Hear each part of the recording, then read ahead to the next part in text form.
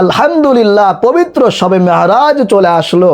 আজ সোমবার দিবাগত রাত্রিতে পবিত্র শবে মেহরাজ। বিশেষ করে আমার সম্মানিতা মহিলা মা বোনেরা, সুবর্ণ সুযোগ কখনো হাত ছাড়া করবেন না। এই শবে মেহরাজের রাত্রিতে যেই নারী পুরুষ ছোট্ট 5টি আমল করবে একমাত্র আল্লাহ তাআলাকে খুশি করার জন্য, সে কতই না ভাগ্যবান। তার কপাল খুলে যাবে, তার জন্য আল্লাহ তাআলা রিজিকের পথকে প্রশস্ত করে দিবেন। তার ঋণ থাকলে ঋণ মুক্তির ব্যবস্থাও আল্লাহ সুবহানাহু ওয়া তাআলা করে দিবেন। তার সংসার থেকে সকল প্রকার অভাব অনটন দারিদ্রতাকে আল্লাহ তাআলা দূর করে দিবেন। আপনাদের যাদের সন্তান হয় না, এই শবে মেহরাজের রাত্রিতে এই 5টি আমল করে আল্লাহর কাছে নেককার সালিহিন সন্তান চান, আল্লাহ আপনাকে নেককার সালিহিন কোল জোড়ানো সন্তান দান করবেন। যাদের চাকরি হচ্ছে না, যাদের বিবাহ শাদী হচ্ছে না, বয়স পার হয়ে যাচ্ছে, আমি বলবো আজকের এই রাত মিস করবেন না।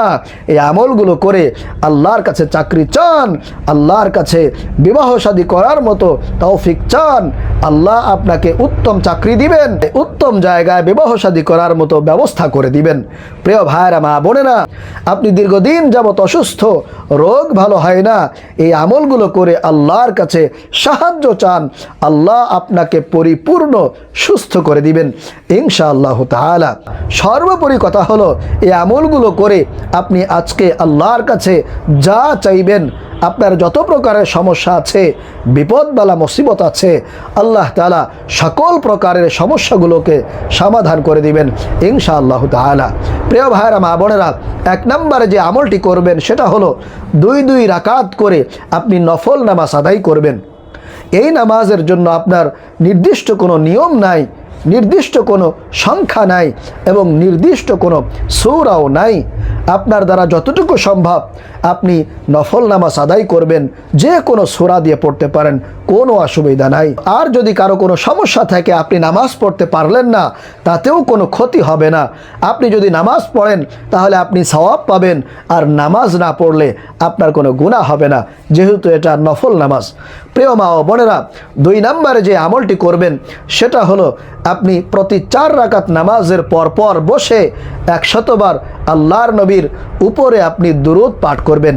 নবীজির প্রেম ভালোবাসা অন্তরে ধারণ করে আল্লাহর নবীর উপরে 100 বার দুরূদ পাঠ করবেন।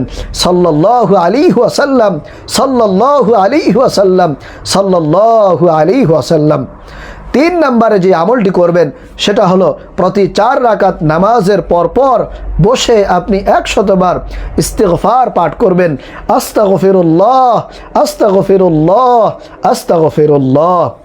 এরপরে 4 নম্বরে যেই আমলটি আপনি করবেন সেটা হলো প্রতি 4 রাকাত নামাজের পর বসে আপনি 100 বার সুবহানাল্লাহ, 100 বার আলহামদুলিল্লাহ এবং 100 বার আল্লাহু আকবার এবং 100 বার লা ইলাহা ইল্লাল্লাহু মুহাম্মাদুর রাসূলুল্লাহ, এই জিকিরগুলো পাঠ করার চেষ্টা করবেন। যদি আপনি 100 বার পাঠ করেন তাহলে ভালো, আর যদি না পারেন আপনি যতবার পড়তে পারেন ইনশাআল্লাহ পড়ার চেষ্টা করবেন, আপনি উপকৃত হতে পারবেন। প্রিয় মা ও বোনেরা, সর্বশেষ 5 নম্বরে যেই আমলটি করবেন সেটা হলো ইসমে আজমের আমল। যে আমলের ব্যাপারে আল্লাহর নবী কসম খেয়ে বলেছেন এটাই হচ্ছে ইসমে আজমের দোয়া। এই দোয়া পাঠ করে আল্লাহর কাছে কিছু চাইলে আল্লাহ তাআলা সেটা ফিরিয়ে দেন না। আল্লাহর কাছে দোয়া করলে আল্লাহ তার দোয়াকে ফিরিয়ে দেন না, সাথে সাথে কবুল ও মঞ্জুর করে নেন। এজন্য প্রিয় ভাইরা মা বোনেরা, এই ইসমে আজমের দোয়াটি আপনি সর্বশেষ মুনাজাতের আগে 3 বার পাঠ করবেন। আমি এই দোয়াটি আপনাদেরকে বলে দিচ্ছি। সেই দোয়াটি হলো আল্লাহুম্মা ইন্নী আসআলুকা বিআন্নী আশহাদু আন্নাকা আনতাল্লাহ লা ইলাহা ইল্লা আনতাল আহাদুস সামাদ আল্লাযী লাম ইয়ালিদ ওয়া লাম ইউলাদ ওয়া লাম ইয়াকুল লাহু কুফুয়ান আহাদ।